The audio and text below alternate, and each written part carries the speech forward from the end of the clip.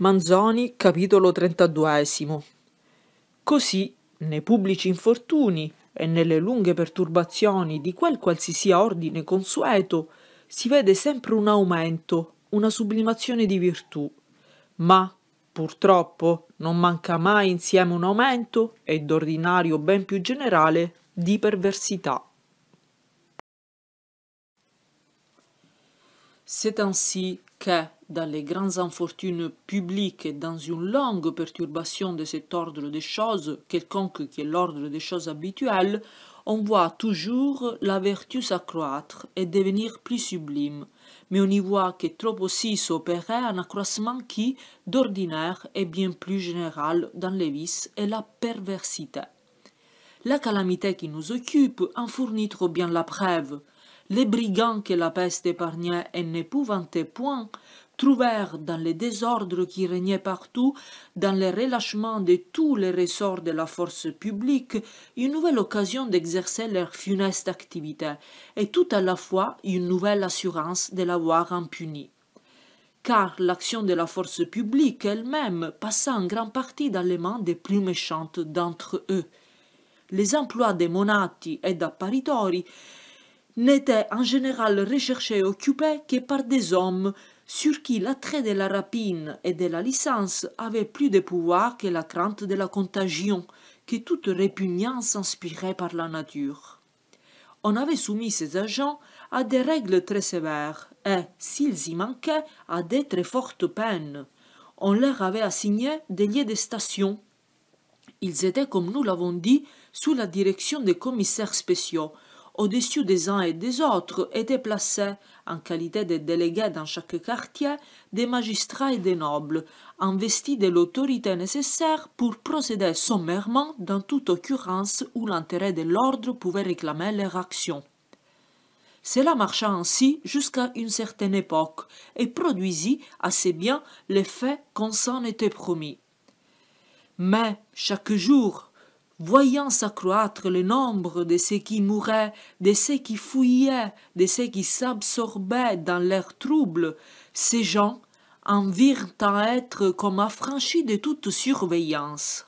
Ils se donnèrent, les monati surtout, un pouvoir arbitraire en toutes choses. Ils entraient dans les maisons un maître, un ennemi, et sans parler de l'arsen qu'ils y commettaient, du traitement qu'ils faisaient subir aux malheureux que la peste obligeait à passer par de telles mains, ils les portaient, ces mains infectées criminelles, sur les personnes que la peste n'avait point atteintes, sur les enfants, sur leurs parents, sur les femmes, sur leurs maris, menaçant de les traîner au lazaret s'ils ne se rachetaient ou n'étaient rachetés à prix d'argent. D'autres fois, ils faisaient payer leurs services, refusant d'enlever les cadavres déjà en putréfaction, si on ne leur donnait un écu sonnant telle somme qu'ils fixaient eux-mêmes. On dit, et entre la légèreté des uns et la méchanceté des autres, il est également hasardeux de les croire et ne pas les croire. On dit, et Tadino lui-même l'affirme, que des monati et des apparitori laissaient à descendre tomber des chariots des objets infectés pour propager et faire durer la peste, devenue pour eux un revenu, un domaine, un sujet de réjouissance. D'autres misérables se donnant pour des monati, portant une sonnette attachée au pied, ainsi qu'il était prescrit à ceux-ci de l'avoir, tant comme signe distinctif que pour avertir de leur approche, s'introduisaient dans les maisons et y commettaient toutes sortes d'excès. Dans quelques-unes qui se trouvaient ouvertes et sans habitants, ou seulement habitées par quelques malades, quelques moribonds, des voleurs entraient sans rien craindre pour y ramasser du butin. D'autres étaient envahis par des sbires qui en faisaient de même, ou pis encore. Avec la perversité et dans la même proportion s'accrut la démence. Toutes les erreurs, déjà plus ou moins dominantes, acquirent, par la stupeur et l'agitation des esprits, une force extraordinaire, produisirent des effets plus rapides et plus étendus. Et toutes servirent à renforcer et grandir cette paire distincte et au-dessus de toutes les autres, cette paire des onctions qui, dans les actes dont telle était la source et les satisfactions qu'elle se donnait, était souvent, comme nous l'avons vu, un autre genre de perversité. L'image de ces prétendus dangers assiégeait et tourmentait les âmes bien plus que les dangers effectifs et actuels. Et tandis, dit Ripamonti, que les cadavres épars ou des tas de cadavres, toujours devant les yeux, toujours sous les pas des vivants, faisaient de toute la ville comme un seul et vaste tombeau, c'était quelque chose de plus triste encore. C'était une calamité plus hideuse que cette défiance ennemie où l'on était à l'égard les uns des autres, ces déchaînements des soupçons et ce qu'ils avaient de monstrueux. Ce n'était pas seulement de son voisin, de son ami, de son hôte que l'on prenait ombrage. Les noms, même les plus doux, les liens d'amour parmi les hommes, ceux qui unissent l'époux et l'épouse, le père et son fils, le frère et son frère, n'aspiraient plus que de la terreur. Et, chose horrible à raconter, la table domestique, le lit nuptial étaient redoutés comme des lieux d'embûches où se cachaient les poisons. L'étendue que l'on prêtait au complot et son étrange caractère altéraient toutes les pensées, donnaient une mutuelle confiance.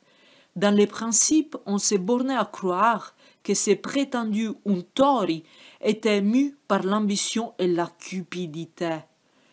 Plus tard on rêva, on regarda comme véritable je ne sais quelle volupté satanique attachée aux onctions. On crut à un attrait qui leur était propre et qui dominait les volontés.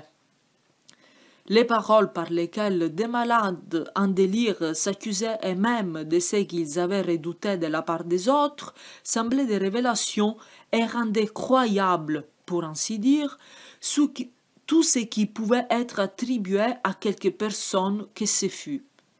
L'impression dut être encore plus profonde.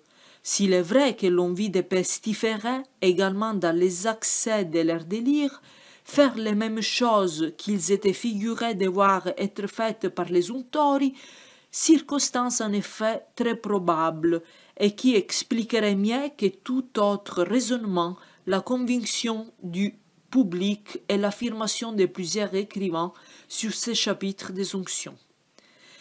C'est ainsi que, pendant la longue et triste période des procès pour faits de sorcellerie, les aveux que quelques prévenus aveux qui ne furent pas toujours extorqués, ne servirent pas médiocrement à produire et à soutenir l'opinion qui régnait sur la sorcellerie même.